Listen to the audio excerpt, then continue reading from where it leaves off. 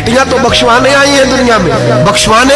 और यहाँ लोग फख्र करते हैं, फख्र से बताते हैं, कहते हैं मेरे बेटे के 15 रिश्ते हैं, शायद मुझे कुरानदाजी करनी पड़े, शर्म कर, हया कर। लोगियों की बेटियों के बारे में इस तरह के अंदाज इख्तियार करता है, तू गुनाह करता है, फिर उस पर तू फूलता नहीं समाता, और तू फिर तुझे हया नहीं आती। लोग टीस करते हैं, मैंने देखा है, क्योंकि भाई को तकलीफ देते हैं, क्योंकि बाप को तकलीफ देते हैं, अजियत पहुंचाते हैं। डरना चाहिए ना, गुनाह करते हो फिर फख्र भी करते हो, शर्म आनी चाहिए। हजरत मालिक बिन दिनार फरमाते हैं, मैं तौबा करने से पहले बहुत बड़ा शराबी था, मेरी 2 साल की बेटी थी, मैं शराब पीने लगता था तो मेरी शराब गिरा देती थी, कहती अब्बा मैं तुझे गुनाह नहीं करने दूंगी। 2 साल की बेटी।